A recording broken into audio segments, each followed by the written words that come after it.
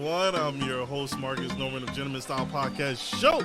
And today we are going to talk about this gentleman that I'm bringing to the stage. He's an absolute, you all know, 300 is my absolute favorite movie, rock star epic. And I feel honored to have a true Spartan. That's what I feel like. A true Spartan here on the show today.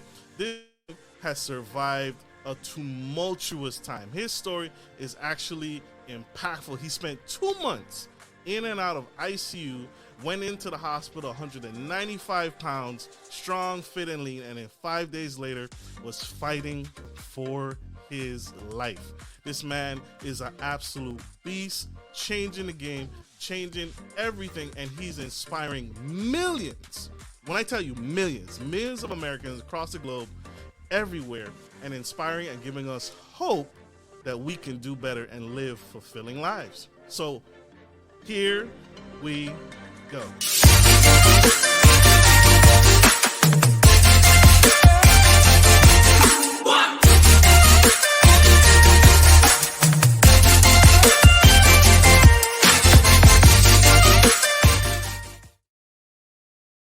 And help me welcome to the stage the incredible Mr. Trevor Backmeyer. Woo!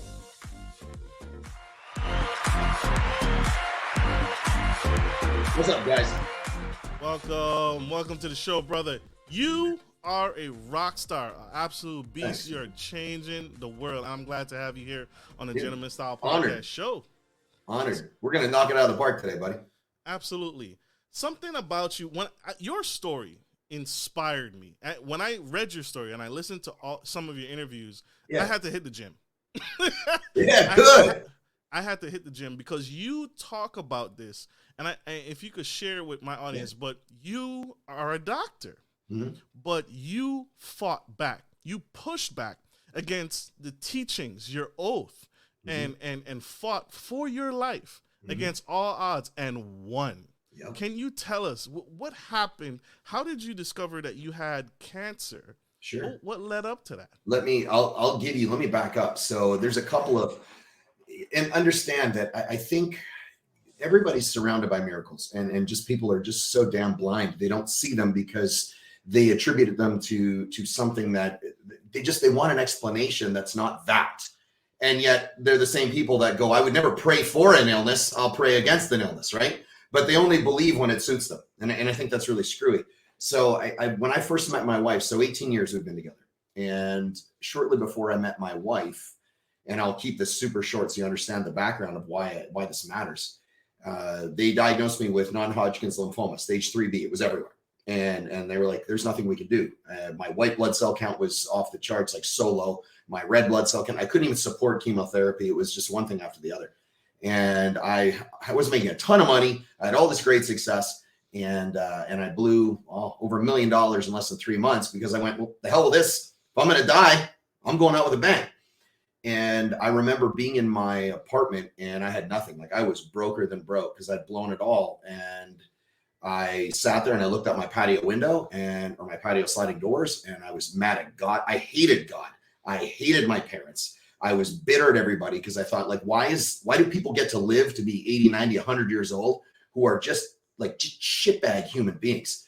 And then there's people that, like, I didn't drink, I didn't do drugs. I kept chicken and rice and broccoli in my fridge. I cared about people. And I'm going, why am I getting this? And later on, I started to realize that when you ask for an upgrade in your life, God goes, all right, here's the test. And you got to pass that test to get the upgrade. And that's where people screw up, is they go, well, wait. I want the upgrade, but I don't want to do the work for it, which is a lot of the problem right now in the world, is all this entitlement, right? So I sat there and I looked out of the sliding doors, and I said, I'm done. I thought God was trying to kill me. And I remember saying to my dad, and he was a preacher, and I said, you know what, God just, he hates me, man. Like, he's out to get me. And my dad goes, that's not how it works, man. That's not how God works. And I go, bullshit. He's trying to get me. And so I refused to believe him. And I realized now that is not at all how he works. And I sat there and I pulled out my gun and I said, you better give me a reason to be here, God, because I'm not going to let you win. I thought killing me was letting him win, right? If he did that. And I said, you better give me a reason because I'm going to do it myself. I chambered around and I was going to end it. And I started bawling my eyes out and I fell asleep on the floor in my apartment on the carpet crying. And 2 days later, I met my wife, Brandy. And it's one of those things where I knew the second I saw her, I knew right away. And I've had people go, how do you know you love somebody when you don't even know them? I didn't need to. I've been in love with her my entire life. That's why I never worked out with anybody else. And it's not this cliche. The word cringe pisses me off because it's all these young idiots that have no concept about how to communicate. And I think to myself, you just know. And so I did. And I remember sitting across from her, our very first date. And I said, oh, God, in my head, I'm like, I have to tell this woman that they gave me less than 9 months to live. I can't be that jerk that goes, okay, let's get involved. Let's create this great life. And then I die knowing full well that I had a problem. I can't do that. And I'm like, I got to tell her. I got to want to lie to her. I can't. I couldn't do that. And I was like, because it's such a shitty, selfish thing to do. And so I was like, God, all right, I'll tell her. And I had to take the chance of her getting up and leaving. And I said, all right, listen, Brandy, I got to tell you something. And she's like, is it about cancer? And I went, yeah, that's wild. How did you know? And she says, well, the people at the gym, we trained at the same gym. She was a trainer there. And she says, people have seen you in the lockers, like coughing up blood and really sick. And they say that you're not doing so well. And I said, yeah, they didn't give me a lot of time. I said, less than a year. And I said, there's nothing they can do. That's what they told me. And at the time I kind of bought into their paradigm. Right. And she said, I don't care. She didn't miss a beat. It was seconds. She goes, I don't care. She goes, I'll take 2 years. I'll take 2 days. I'll take 2 months. She goes, stick by you. I'll take all your time. She goes, I don't care. And I started crying. So did she. 3 months later, we were engaged. 3 months after that, we were married. And 7 months after that, we had our daughter. And all of these things that they said would never occur. They said I would never beat it. And I'm the guy that the more I do this, the more I realize you just keep telling me shit that I can't do. That's the best way to get me to do something because I'll show you. Because I get a big giant chip on my shoulder and I go, I'm going to make you choke on all that because I'm going to be that successful. So I did. And we went through a couple of bouts of cancer up and down throughout the years, but we came to this last time and I felt like a beast, but I had this, you forget to have gratitude, right, in your life. And I love when people go, oh, I'm really grateful. You can't be grateful and broke and hate on your spouse and be a fat, pasty slob. You're not grateful. You don't have, I get up every day and I'm grateful, but you're 300 pounds and you get winded walking up the stairs and you're broke and you never try to level up yourself. And you sit on a couch and you stare and yell at the TV of your team when what? Because you know all the damn players? Who cares? You're not making their money. You're watching millionaires fight millionaires and $10 cups of beer. That's what you're doing. And so I think you don't have gratitude. If you have gratitude, you go out there and be the most badass version of yourself you can be. That's what gratitude is. But they don't do it. And they preach gratitude. So I just look behind him and I go, how's your life? Yeah, your life sucks. I would never want your life. You're not grateful at all. So I started looking at myself and I started going, you know what, I'm doing great. I'm killing it. Like I was just kind of a little bit like, yeah, this is awesome. Life is good. I was jacked. I was fit. One night I woke up and I was starting to get sick. And one night I woke up and I said, Brandy, I think you got to take me to the hospital. And I never say that. Like there better be a bone sticking out of the skin for me to do that. Wow. I grew up on a farm, right? So it's like my dad would go rub some dirt on it, right? And so, right? Yeah, she takes me to the hospital. Take some time, I'll go back out there. That's it. So it was about midnight and my wife, we get in the car and it was about 15 miles to the hospital. And by the time we got there, I couldn't walk. I was 106 degrees. I was incoherent. She had to carry me into the hospital. Basically, if you've seen my wife, she's a damn beast. She is a savage human being. And I think, by the way, that is, I think like I love me enough to take care of myself for her. And she does the same thing. I think it's weird when you go, oh, I'm not going to do that. I'm going to spend time with her, but you're sloppy and fat. Yeah. That doesn't make any sense. Take care of yourself because you love her, because she doesn't want to push you around in a wheelchair when you're 70 because you chose to have a weak life, right? I think that's bizarre. So I'm grateful that she's that strong. She walked me in, they checked my temperature, rushed me into ICU, and then I spent the next 5 days fighting for my life. And I was going down hard. I don't remember her being there at all, Marcus. We drove one day and I go, it's weird. Like I didn't see you at the hospital for 5-6 days. And my son in the back seat goes, Mom was there all the time. And I'm like, no, she wasn't. She's like, he goes, yeah, she was. And she goes, I got in there every day. They kicked her out of the hospital that night. Wow. That night they walked her out because it was all during, I won't say it because I don't want somebody to red flag your podcast, but that thing that went on, right? So it was a nightmare. And they walked her out, locked her out of the hotel and said, you can't come, or locked her out of the hospital and said, you can't come in. So she's outside. I didn't know any of this. She's outside hysterical, thinking she's never going to see me again. She's talking to her best friend, Lizette. And she's like, I'm never going to see my husband again. He's going to die in this hospital. I can't even imagine how that would feel. And devastating. And so 3 days in, they kept trying to push all these drugs on me, these drugs designed for that thing. And I'm like, no, they tested me. I never had it. I have all kinds of x-rays and CT scans on my chest, just pneumonia, right? Really, really bad. But something wasn't right. Well, they started giving me this one drug, and I'll say this, it was called remdesivir. And the second they gave me that, I started getting worse. Really bad. Really bad. And my wife she's so smart, and she does research on all this stuff. And she comes in one day, and like I'm on oxygen. I can't function. I can't even walk to the bathroom without being out of breath. And every day is getting worse and worse. And let me back up a little bit. The day before they gave me that, I woke up at about, at 12, 1, 2 in the morning, something like that. And it's the only time in my life that I thought I really went, I'm going to die. And it's not these kind of like, bro going, oh, it almost killed me. Like I really did. And I can't explain it. It was this weird sense of peace and overwhelming sadness at the same time. I thought I was going to die. I want to point out something that you alluded to, and it's too important to hover over. Please. Most Americans are obese, we're overweight, we're eating horribly, but that was not your case. And you went in there fit. You were already fit. You were a monster. And so that's something that I don't want to pass over, right? You were healthy going in. So and I'll tell you how that plays into this, because it's massive. There's a reason why I built the Spartan army. There's a reason why I push the Spartan army so hard to people. And I'm like, men, women, primarily men. I'm like, you need to get in here and join the Spartan army. You need to train with me. You need to build your own business. You need to do all this stuff and build the most durable version of galvanize your life. So you have the money. Like I coach people to build online businesses. I coach people to be super fit and fix their marriages and have great lives and get their mindset right. That's what I do. And all because of what happened to me. Because I know what happened. What would have happened if I wouldn't have been like that? We wouldn't have this. I wouldn't exist. My wife would be a widow. And I'll explain what I mean, because it's too important to pass up. So I'm texting her and I go, babe, and I run down all the things that she needs to know about our life. And I'm crying as I'm sending her this. And I'm like, here's every password. And she has them anyway, because we don't keep secrets in our marriage. And which is weird that people do that. That's a whole other podcast.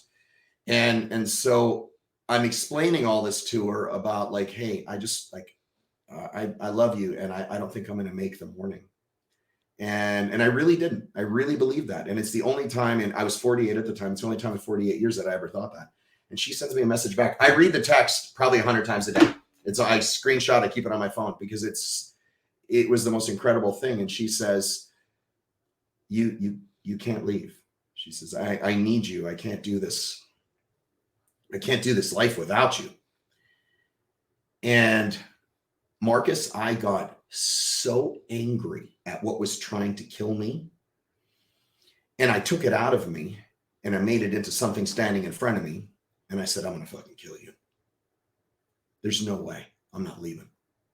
And that's all I did, is I went to war, because I'm like, I'm not leaving. I'm not ready. And when I saw that message it was like a switch. And it's like, I felt it. I felt God. I felt my energy. I felt people. I felt my family. I felt everything, where my mindset went, I'm not done here yet. And so my wife comes in. They had just started giving me this remdesivir. My wife comes in. She goes, I don't think they're helping you. She goes, I think they're hurting you. And now we know that's exactly what was happening. And I said, I don't know. And she goes, we need to get out of here. And she goes, I did all this research. And in my notes, I downloaded all my files, because I know I don't trust them, right? They doctor everything up, screw them all up. And it says, I refused. I did Google research. My wife is, influencing me and all this stuff. And I'm like, good, keep a record of that, because that's the shit that saved my life. And I got Your up wife to turned it leave. around for you. Yep. She And literally so saved your life. yep, she absolutely, there's 100% God came in and said, you go talk to your husband, you get him out of the hospital. And so when we got out, we checked out. I said, okay, I trust my wife 100%. She's like, we need to leave. I said, okay. I never, ever, ever will doubt my wife. I don't care what she says. She's my wife. She's my best friend. And we're like that. And we have the most incredible marriage. It's what everybody wishes they had. And all they have to do is emulate what we do and they'll have it. Like, it's that simple, right? So we left the hospital and I'm on oxygen. I could barely walk. I had this tank with me everywhere. We went to like the Olive Garden because I was tired of being in the damn house. And I had an oxygen monitor on me. I had cannula in my nose, but I didn't care. And there's so much footage of me working out with an oxygen machine. I'm all skinny, you know? And so for about 3 weeks, I'm fighting through this going, I know the human body, it gets stronger when you work it. And I would talk to God every day. I'd look at my wife and my kids. And that's exactly what I kept thinking is, I'm going to do this for you guys. I'm going to do this because you deserve a dad that's here, that's strong, that's savage, that can take a hit. And 3 weeks into that, I started getting this insane back pain, Marcus. It was to the point where I always hesitate to say 10 out of 10, but it was like a 10 out of 10 because I couldn't even breathe. It was like somebody was stabbing, twisting it in my back, and it would come and go. It would last for like an hour and then go away. Well, I finally said, we need to go to urgent care, babe. And she's like, she's really worried because she's seen what's transpired, right? She wants to go back. Yeah, she's like, I don't want to go back there. So we go to urgent care. I tell a little white lie, and I was like, I'll be fine. They're just going to give me some antibiotics. I knew there was something wrong. And so they take an x-ray, and this is in 3 weeks. And they take an x-ray, and I come around the corner to look at the view box. I've seen tens of thousands of x-rays. And the doctor goes, you need to go to ER right now. And I saw it. It was a football-sized tumor in my chest, all here. It was massive. It was like this big. And I'm like, holy shit. Okay. And I'm like, the hospital is right across the street. So my wife and I go there, and she's like, what are they going to do? And I'm like, it's probably just a bunch of pus or something in here. It's, maybe an abscess. I knew full well that's not what it was. You knew better. I did. And I didn't want her to worry, right? She was blanched out, white, terrified. And I hate seeing anyone that I love and care about get upset, right? And so I remember the doctor, I said, so are you going to give me some antibiotics and just send me home? And he just puts his hand on me and he says, oh, no. He says, you need thoracic surgery. Like, we have to go in and take this out. You're not going home. And when I heard that, I almost threw up because I went, holy shit. I'm not starting off with like getting my knee worked on, or I broke my foot. Like, they're going into my chest. Right. And I'm like, this is crazy. Well, this is when things get really bizarre. So there's a tent outside, 2 of them filled with people, going through that thing. Hallways are filled with people, patients, right? And I'm in this little ER waiting room now with a glass sliding door. For 3 days, they're trying to find me a surgeon and a hospital with a bed. Neither one didn't exist. They kept coming in, and I was like, I'm getting worse by the hour. I couldn't even leave my bed to walk to the bathroom anymore. I would get so out of breath. They would have to bring me like basically a bedpan. I'd pee into a jug. I couldn't. There, right where you were. Yeah, because I couldn't even walk. I couldn't walk more than 5-6 feet. I would get out of breath, and it would just be crushing pain in my back. And I was like, basically, I was running on 5% oxygen, and it would, like, this conversation couldn't take place because I would be so out of breath. Wow. My wife would bring me back breakfast every morning, and she'd just sit with me.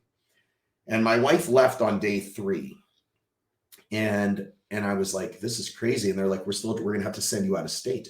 And right then and there, I knew if they send me out of state, I'm going to die. I won't make that flight. They're going to put me in that plane. I'll die in that plane. And so I thought, is that due to experience? You knew that? Or I just knew. Yeah. And I've seen it before. When you're at this late in the stage of everything going on with your health, when you're that deteriorated, a flight's the last thing you need to be on, especially like you're in a jet, you're flying to another state. Like, I'm in Texas and I'm in the middle of Texas. Everything is a plane flight. It's not a helicopter. Right. And so she left. She's like, I'm going to go, get the kids ready for school. I was like, okay. And as soon as she left, I just stood there and I just started thanking God. And people screw this up all the time, Marcus. They beg God for things. They beg the universe for things. I'm like, it's never going to work. It's not how it works. So I started thanking God. I said, thank you, God, for making me into just this beast of a human being, covering me with muscle, giving me another 50 years with my wife.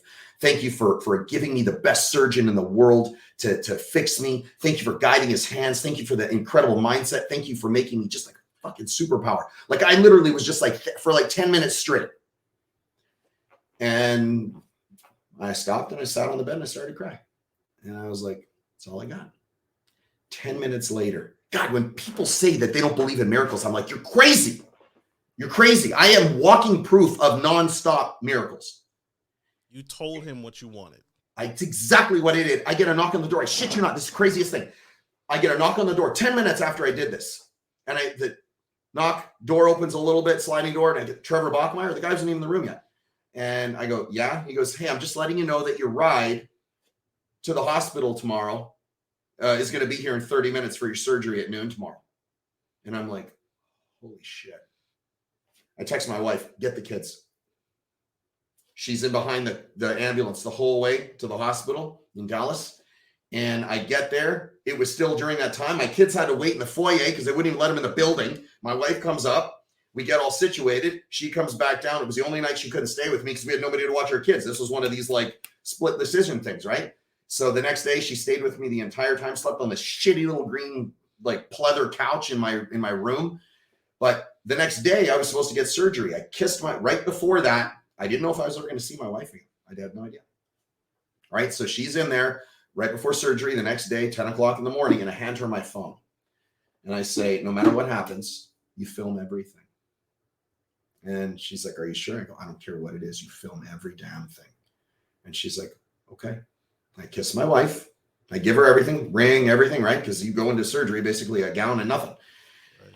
And they put me out. I wake up. Like, I remember the anesthesiologist saying, you're going to feel a little burning because they put the IV here. He says, you're going to feel a little burning. And that's all I remember.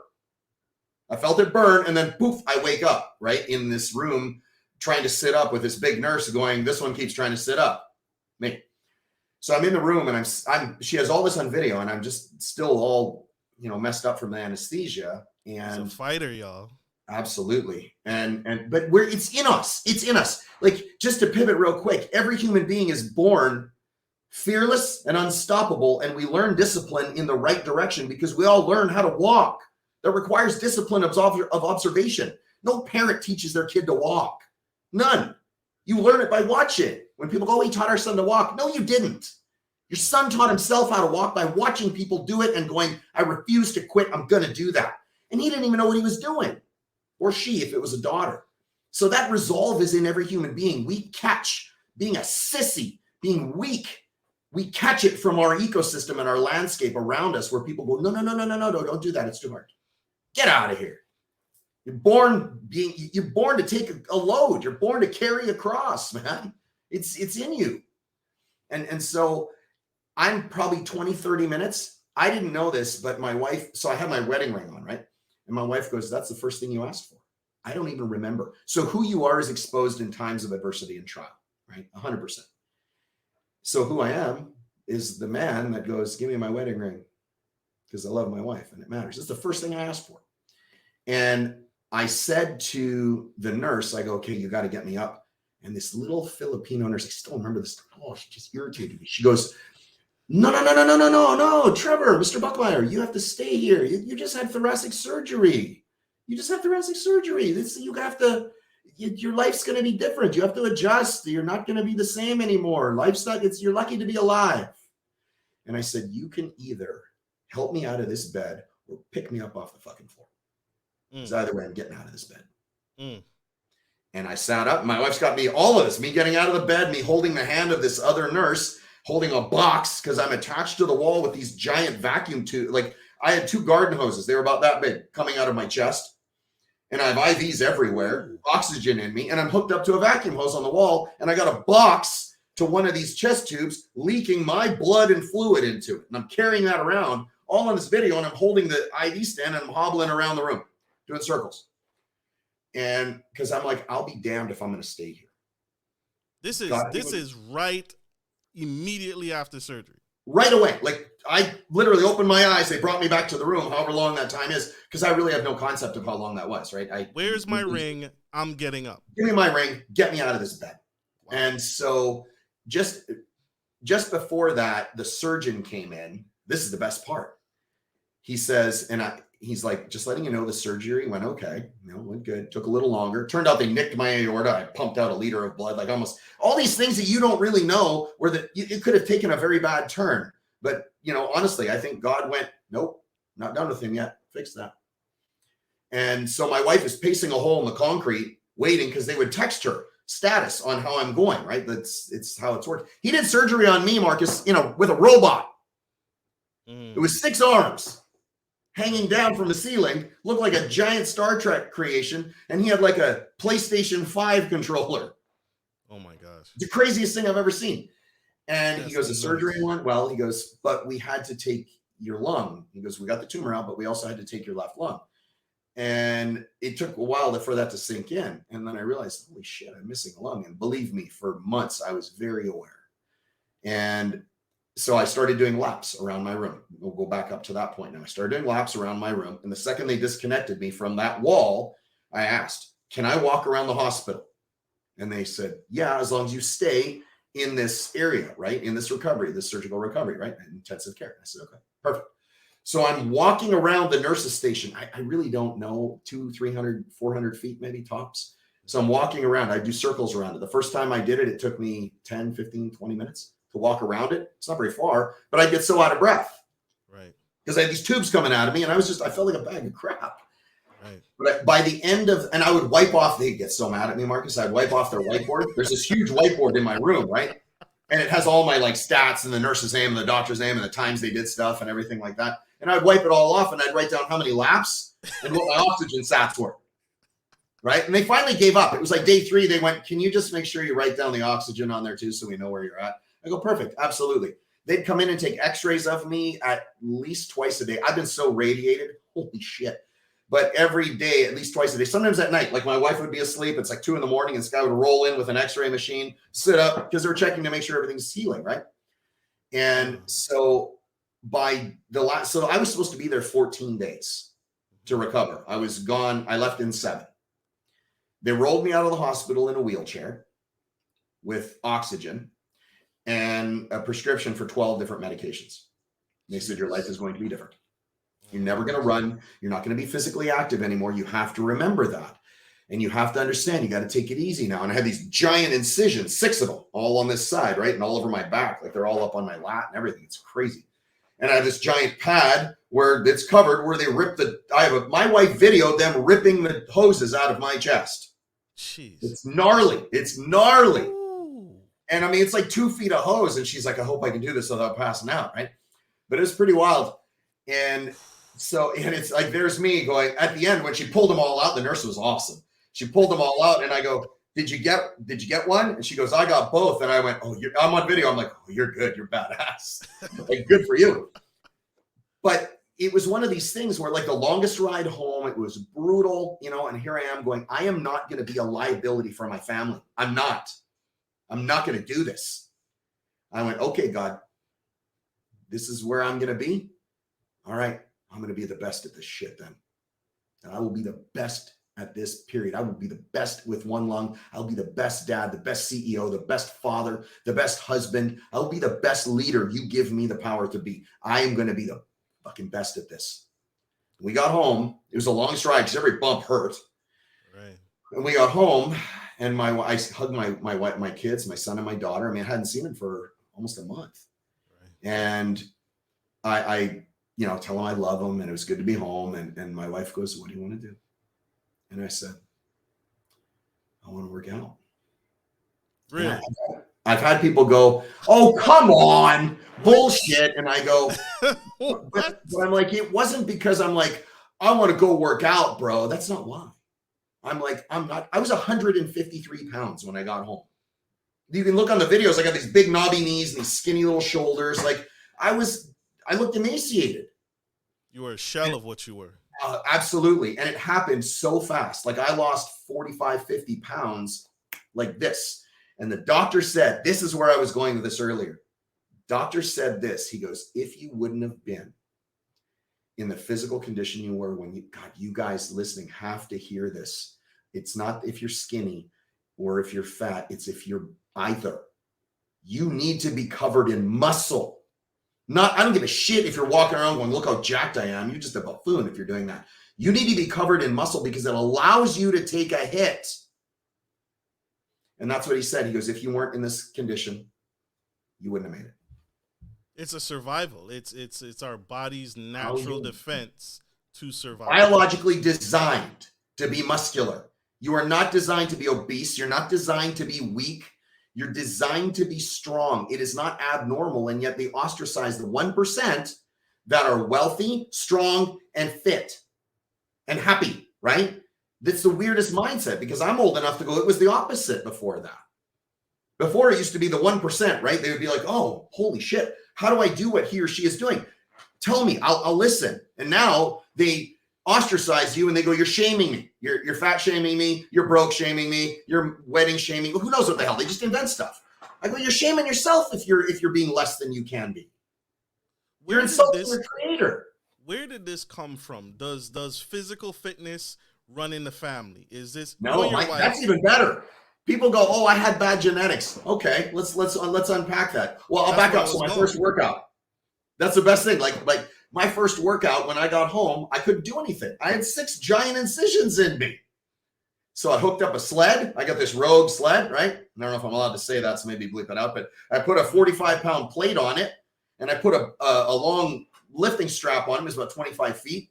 And I just, my driveway is about 400 or so. You know, so I would just do, it's a big circular gravel driveway in front of this house, right?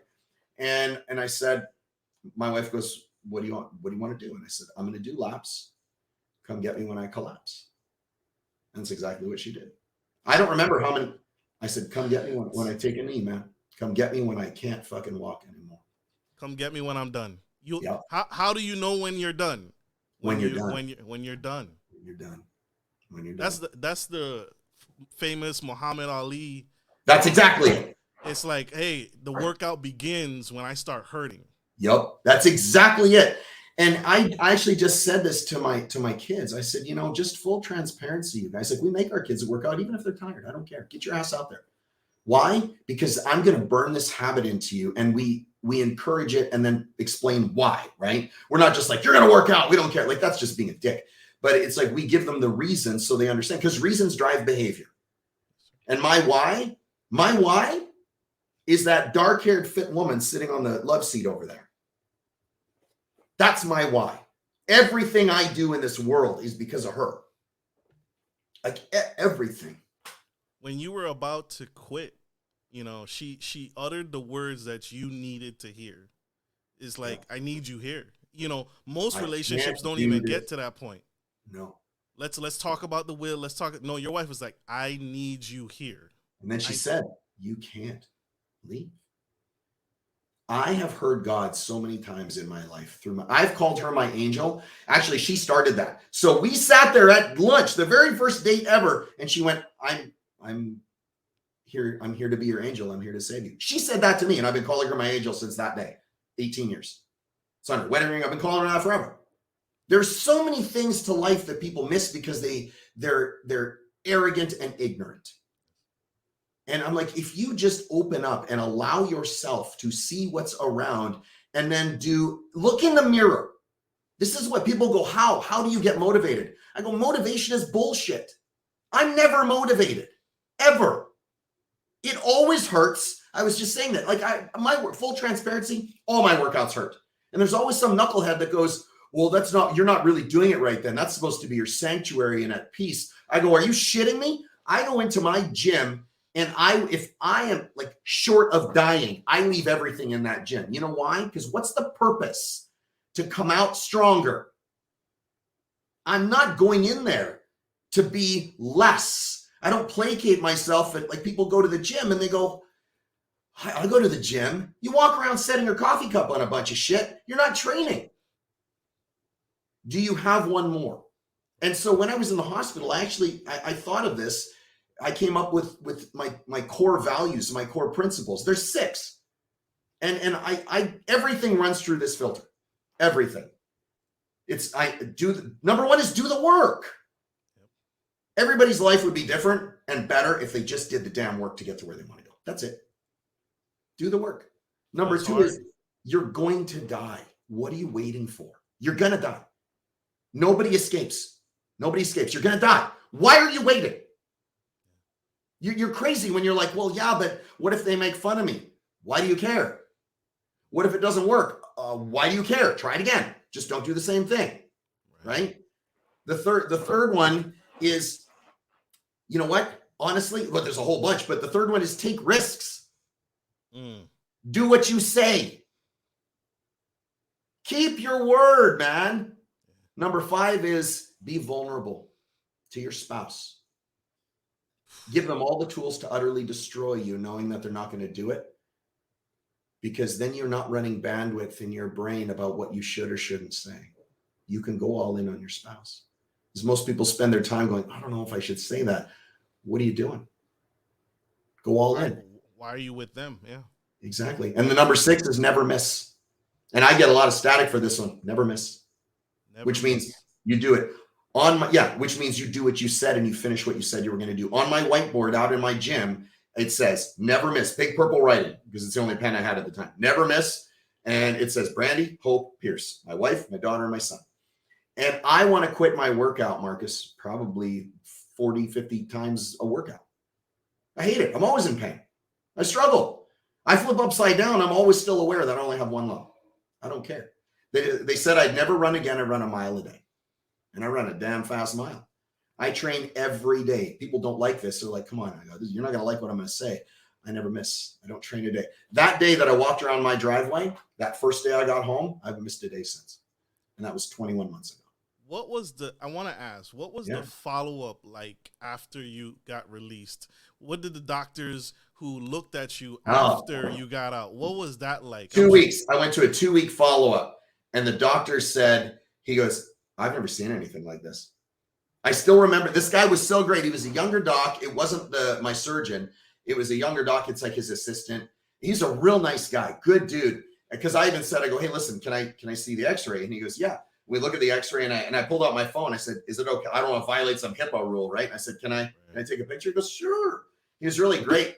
But he goes, I've never seen this. He goes, I've been doing this 9 years. I've never seen this. He goes, I've never seen anything this fast. And I go, good. And I said, just watch me. Watch everything I fight through. Just watch. He's talking about your recovery. He's never seen it. Never seen it this fast ever. In his history, he worked for a thoracic surgeon. Yeah. They opened your chest. What's that? They opened your chest up and you healed. Well, there's 6 incisions and they basically took everything out of me piece by piece. Gosh. It's the wildest thing because I had to process it when he told me that because I went, wait, what? I actually on video, I go, did you give me a new one? And he goes, no. But that's how out of it I was, right? Right. But I think to myself, the reason people struggle is because, like, if people want to get somewhere, you want to have a great life. Number 1, don't discount your vision on a weak ass effort that you're about to put out. Level up your effort. There's only 2 ways you can do things in life: change your behavior or change your target. That's it. Yeah. If you change your target, you lower it.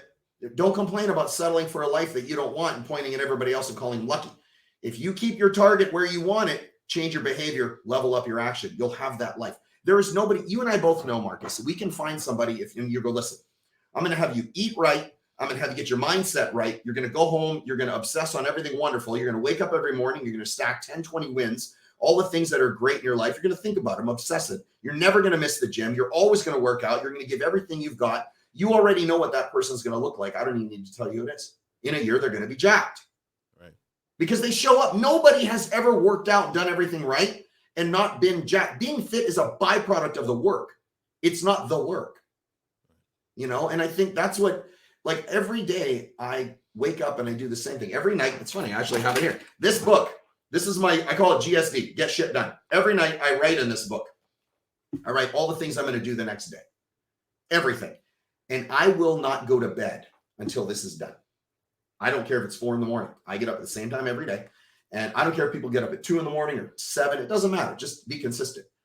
I will not end my day until this is done, because if I do, I'm a liar. Never miss. And I never do. People go, oh, this guy's ego is going to kill him. That's your problem, is you're making up excuses why you miss. Why you miss. Don't project your weakness on my strength, because it's not going to work. I don't miss.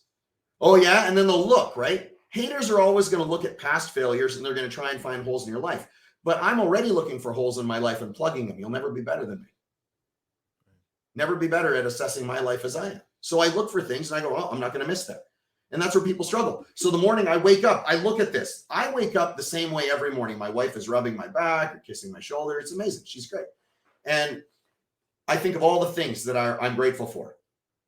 My eyes, my lung, the fact that my wife is next to me, my hands work, my feet work. I'm strong. I'm in a beautiful home with air conditioning and heat. I literally stack wins. And then I get out and I do the same thing every day. Then I read this. We get up, I brush my teeth. I drink 12 ounces of water. We get in my car. We drive to either Starbucks or Dutch Bros. I get a big ass coffee with a bunch of extra caffeine. We come home. I go out to my gym and I do my morning routine. It's 50 pull-ups. Now it's 51. I added a rep. So 51 pull-ups, 102 air squats, 51 push-ups, 102 recliner twists. It was 50, 100, 50, 100. It started way less than that. But now I'm just adding 1 and 2 every week until I can't. I'm just going to keep going. I'm going to just keep pushing the limit. But people go, that's your workout. That's crazy. That's like a workout. I go, it's not a workout. That's me going, I'm alive, man. I need your help with something. I need your help with my audience to debunk this myth. We commonly hear the trick is diet, right? It's not exercise, it's diet. But you and your wife actually prove to people all the time that you eat normally, right? You can do this. So every Sunday we eat a dozen donuts, dude. Right. So I think so. What's the question exactly? Like, is it diet? Is it training? Yeah. Where should we go first for that person that needs to change their life today and make a difference? Do they focus on diet Call first me. or what? Yep. You think I'm not kidding? Call me. Look me up on social media. Go to Smashworks and call me. Go to Instagram. Send me a message. Go, hey Trev. Hey Spartan. I heard you on Gentleman Style. Like, it doesn't matter. I have so many programs. Like, just do this. It's not even complicated. That's where people screw up. So let's talk about that. Like, how many commandments do we have? 10. It's not hard. Right? So if you want to go diet versus training, it's both. But here's the struggle. Here's where everybody screws up. Like, and this isn't an arrogant statement. Nobody does this better than me because I had to come from the bottom. That's a pretty arrogant statement. There's lots of trainers out there. Did they leave the hospital in a wheelchair missing a damn lung? No, they didn't. Me? I'm jacked and strong as shit. Why? Because I do not quit. And I'll just give you the blueprint. I give you what works. I don't have some magic program. I give you what I do. That's where people, let me invent this fancy program. Listen, I grew up on a farm. You know what my grandpa did and my dad did? We lifted heavy shit. That's it. It's not complicated. We worked until the sun went down. Every day. Right? So if you want to look at it, here's an easy way to remember it. Listen, if there's some doctor that says, and if they're listening, sorry, this is going to piss you off. But if there's some doctor that goes, you need to have a recovery day, you need to rest, you can't sustain that, I'm going to debunk that right now. Number one is, no, you don't. I never take a rest day, ever. And number two is this. You find me a wolf out there and you think the wolf is going to get up the next day and go, hey, listen, Jason, I'm not going to go do anything today. I took out that gazelle yesterday. I'm taking today off. No, they don't. They get up and they do wolf shit. You know what you never see? Fat animals and weak animals. You don't, unless they're domesticated. You're right. Unless they're domesticated. And that's because humans are screwing it all up. We're lazy. We're inherently lazy. The difference between animals and humans are the freedom of choice. That's it. Free will. Animals go full throttle. They get up and a tree will grow to its maximum ability every day. A squirrel will go full throttle all day on purpose. A wolf will go full throttle all day on purpose. A human wakes up and spends 15 hours on their cell phone seeking validation from an approval from people that don't matter. That's crazy. I can't process that. You want the first thing with training? Change your mindset. Stop seeking approval from people that don't fucking count. Number one. And number two is every day, 60 minutes. Oh, I don't have that kind of time. That's okay. Your illness and your disease and your injury will have lots of time for you later. And then look at your diet and go, this is so easy. Listen, the keto, the carnivore, the vegan, the vegetarian, all the bullshit out there. Here's what this isn't complicated. Did God make it? Did it grow out of the ground or fall off a tree or walk on the earth? Knock yourself out. I can give my ratio 45, 25, 30. That's my macro ratio. 45% protein, 25% carbs, 30% fats. How long do you work out? How long do you work out every day? 60 minutes. That's it.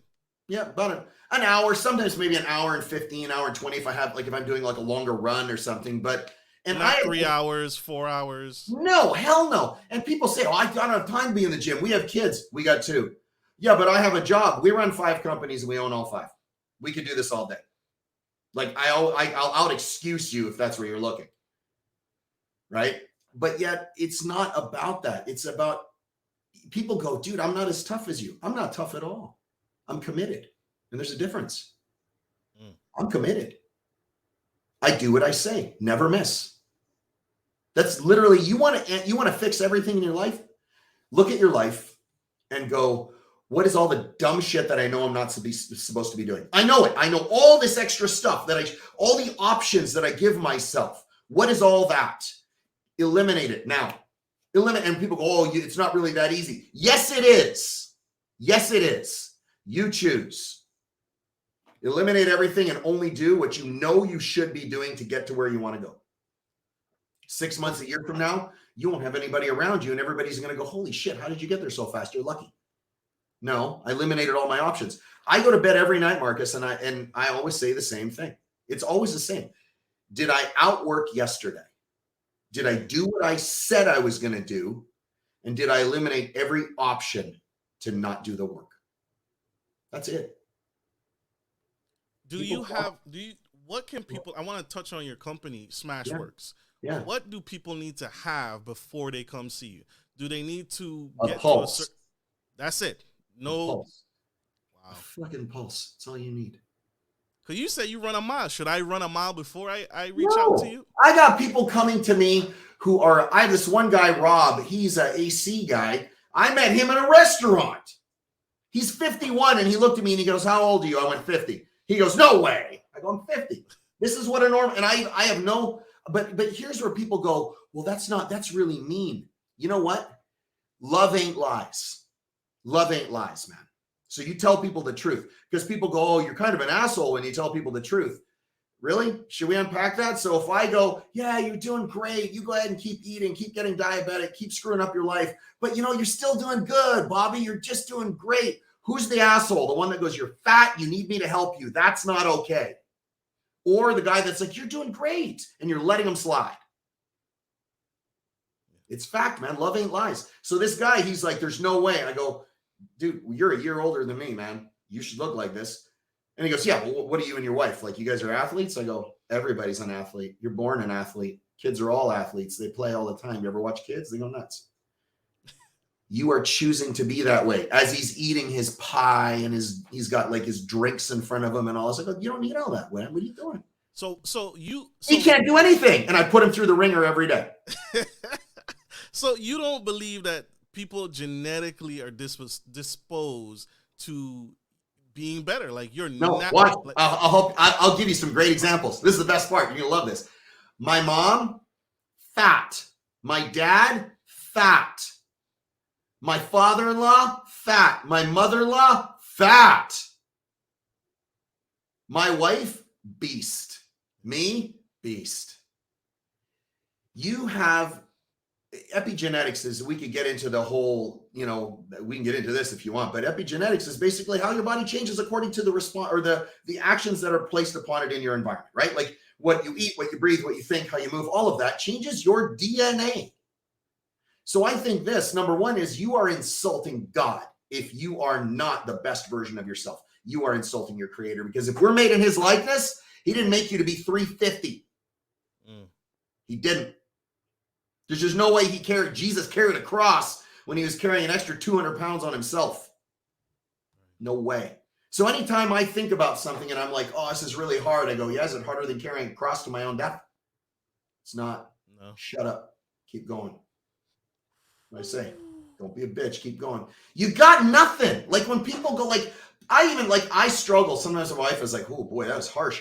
And because I do a coach call every Saturday, I do a mindset call with my clients. And every Sunday for my business program, I take these people that have they've made $0. I will start with a blank slate. They've never had an online company. I'll take them to $1 million in a year. And I go, you just got to listen to everything I tell you to do. Show up to the calls, do everything I tell you to do. If you miss, that's on you. Don't blame me. That's you. Same thing with training. And so there's 2 separate programs. I only have 2 programs. And the way it works is like, I go through this every time and I go, listen, I struggle giving any sympathy sometimes, and this is on me. And I go, please give me some compassion and empathy, God, because sometimes I'm like, I have 1 lung. I left the hospital in a wheelchair with basically them going, you're never going to do any of this again. Because what? You're sitting on your couch, surfing Netflix, brushing the Oreo dust off your belly? Your life ain't that hard, man. Your life ain't that hard. You could live in a mud hut. I think people struggle with that because they give themselves my life, you don't understand how stressful my life is. First of all, your life ain't stressful. And second of all, if you start talking about depression, we're going to have a conversation because it is the thing that is causing you to be depressed that needs to be changed, not you. And there's a lot of struggle with that. One of the reasons why I wanted to have you on the show, because you are like David Goggins. I get that all the time. You are the savage mindset beast. Yeah. Go hard. I get thirsty. I'm licking my lips. That's it. I'm going for the end. I'm either going to outwin you, outpace you, or I'm going to die. Yep. And you take that a part of your life, every direction, relationships, your marriage, your kids, your family, your businesses. And so it sounds to me consistently is this. Start here. The work starts here. Is that absolutely where you start? Yep. You have to start there. You have to start there. Your mindset is the controlling factor for everything. If you walk through your day and people go, oh, here's another mindset guru, some tattooed bearded guy telling me how to live my life. I'm not, do whatever you want. But if you want the life you keep blabbing about and running your mouth about, and the life that you hate, that you keep running a train on your brain about laying in bed, do something about it. Which means your thinking has to change first. People go, I'm going to change my actions and then I'll change my beliefs. That's a really complicated way of doing things that's never going to work.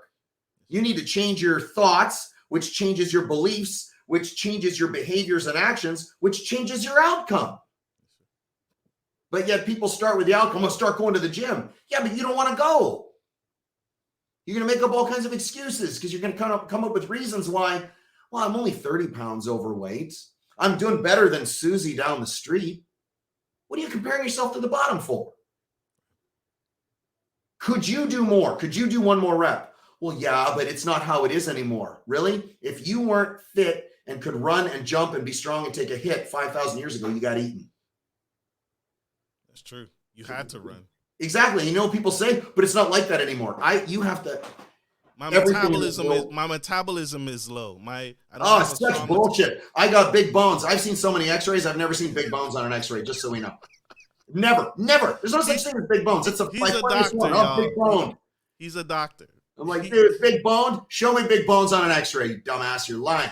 So it's bullshit. But the other part is that I look at, listen, if you want to change, you will change. Most people change. You show me someone who's completely and radically altered their life for the better, and I will show you somebody that has suffered a tragedy. Because trauma creates memory. If you read about it, you're not going to change it nearly as much as if you feel it and see it. And a lot of people don't like that, but it's the truth. I got a test. I kept asking God for this big life, this huge life. I'm going to be hanging out with Ed Milet, David Goggins, like all these people in like 3 weeks. We're hanging out at Keaton's house, the muscle from Diesel Brothers. Like, we're just going to sit there and hang out. There's like 50 of us. I would have never been there hanging out with these people had I not changed my mindset about what I do, because now they're like, we need to talk to this guy. He's changing lives. Yeah. Like Alex Mortenson's going to be there. All these people are going to be there but I earned my place because I don't quit. And you change your circle. You know what the problem is? People stay hanging out with the same people. These shit buckets that go, oh, we don't want you to win because it makes us feel bad. See, people only see you through two lenses. Your position in their life and their position in yours. And if either one of those changes where you start to elevate, they're like crabs in a bucket. Nope, I don't like that. Because it makes them look at their own framework of their life and they see the truth and they go, that's right. Listen, people that are losing, losers know they're losing. Winners know they're winning. There's no lie. And the reason people get so angry and triggered, I hate that word, triggered. They get so butthurt about it is because they know they're not doing the work, but they make up all these reasons why they can't. You can always distill it down to the same thing. You're not doing the work. You're missing. Find the places in your life where you're missing. Don't miss. Your life will change. It's not that easy, Trevor. Yes, it is. You're complicating it. It's not complicated. I didn't say it was easy. It's just not complicated. Working out's hard. Fixing your marriage is hard. Earning millions of dollars is hard. When I first started our company, I made $1,897 my first month. And I went, you know what? I said, people go, ooh, that's not very much money. I went, holy shit. What if I do this 100 times a month? We do over $1 million a month now. And it's not even that and people go, oh, come on. But I don't look at it as money. I don't care. I care that people walk away going, if you look at my Google reviews, they're all nothing but like, holy shit, this guy changed my life. Like, that's what you need to do. Do you look in the mirror and admire who you see? Is always what I ask. Create the man or woman you admire. And if you do not admire yourself, don't lie about it. Because you know you're lying, because you can't hide from yourself. And they're like, well, but nothing. You make the decision. If you want a better life, do the work. If you don't like where you live, move. You're not a tree. Like, there's a million things you can go and just validate for the positive. But the world we're in right now, people show up with knives and guns mentally and ready for combat all the time. And everybody is so combative. They're all they go on to, who the hell? I've never called anybody before there was social media. I've never picked up my phone, gone through the phone book, found a number, and then gone, oh, okay, I'm gonna go. Hey, I think you're a fucking asshole. Nobody's ever done that. Right. I've never driven home every 4 or 5 minutes to check my voicemail. But people will go on and see a post. Oh, yeah? Well, what about this and what about that? You're such a dick and I hate you and I hope you die. It's like, dude, I don't even know you. Right. So it's because people see, anytime someone projects any anger on you, they're just looking in a mirror. Right. Because it's not you, man. They're saying what could be. Losers hate when my buddy, so it's one of my best friends in the world. His name's Andy Elliott. And he is literally I'm an only child. He's literally my brother. And he sent me this just the other day. He and I are doing some real epic shit together. But this is what he sent me. This is it.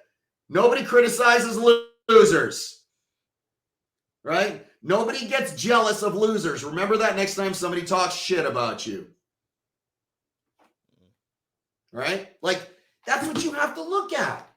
People, honestly, Marcus, here's where I get really frustrated with people is I go, listen, if you said to me, if you were like, hey, listen, Spartan, dude, I really want to change my life, man. I want to lose the weight. I want to gain the muscle. I want to change my marriage. I want to earn $1 million a month. It doesn't matter, whatever it is, whatever you come to me and you say, I need your help. And then you're going to subdue yourself. Most people do it this way. I don't think you would because you're a solid dude, but most people aren't like this. And they will talk themselves out of it. The number of times people try to achieve a goal is less than what? Brian Tracy said that. And it's the truth because you end up talking yourself out of it before you engage. And usually the reason you talk yourself out of it is because, and think about what I'm saying, because I would have died Had I listened to everybody else, I would be dead. There's nothing more powerful in me that resonates harder than that. And people were like, you should be listening to the doctors. Are you crazy? Those fucking guys almost killed me. The surgeon, absolutely. God guided his hands and he saved my life, 100%. And he turned out to be the best surgeon in the United States. How crazy is that? That was the part I forgot to tell you. The best thoracic surgeon in the U.S. Holy shit, right? All you did was ask. Exactly. But people will not go for their goal.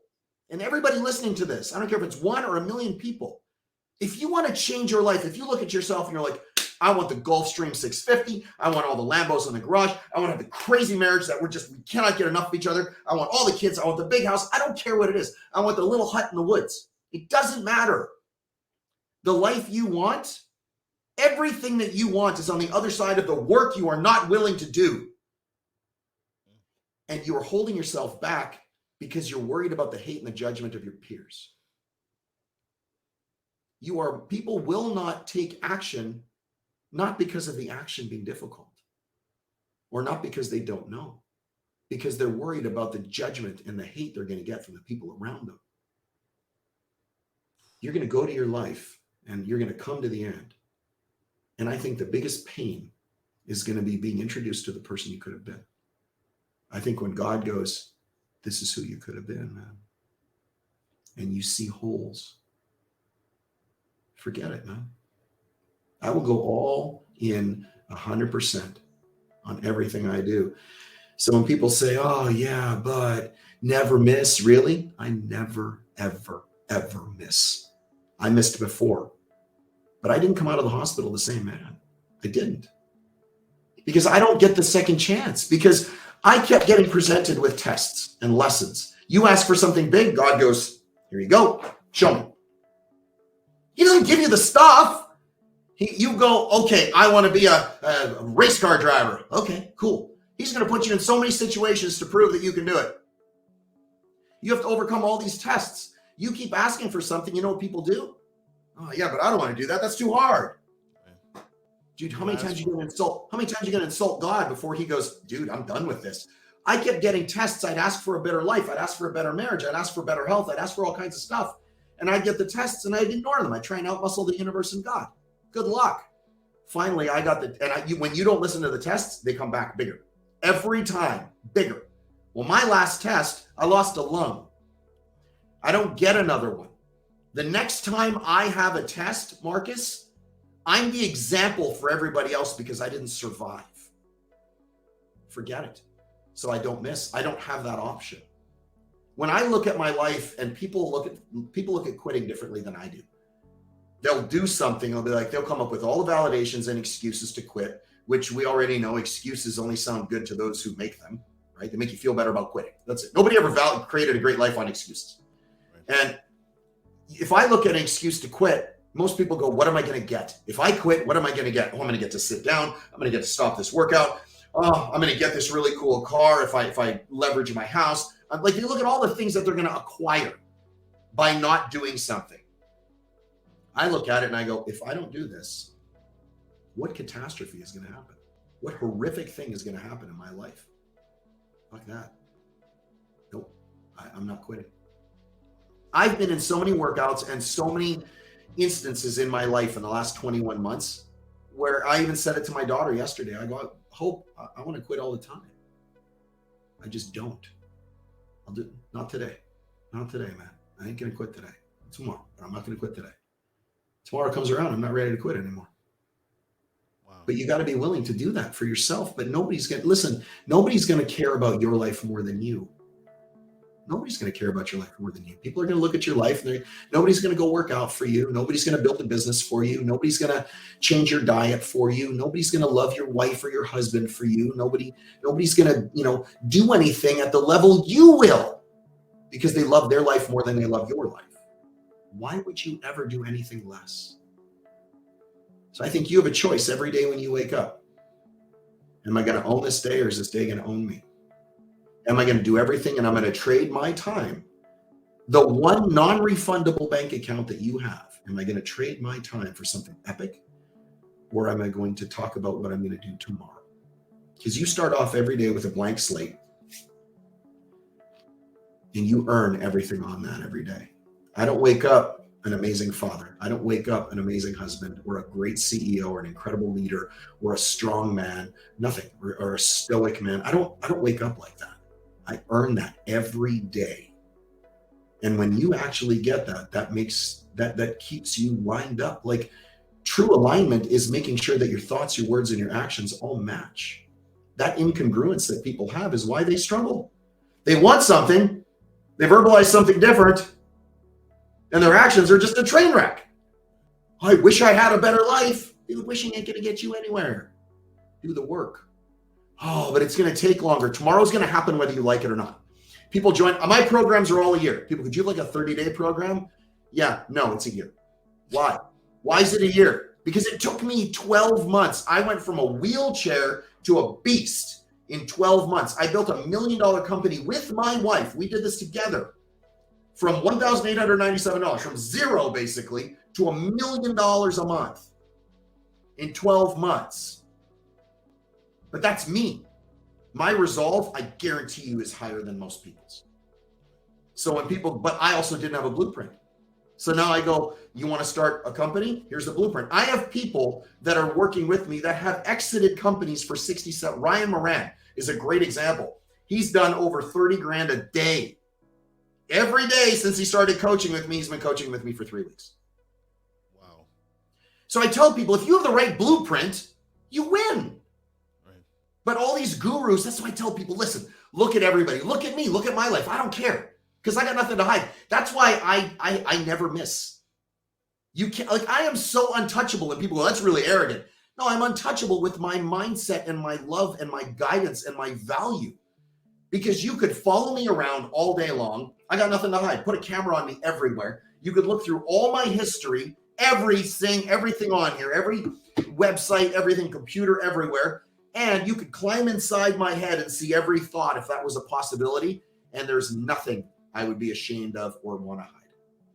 And my question is always, are you the same? Because most people aren't. Who they are is a representative usually to the world. And then they send themselves later. They usually send their ego into the game and they bench the player. Dude, turn that shit around. Bench your ego. Get out there.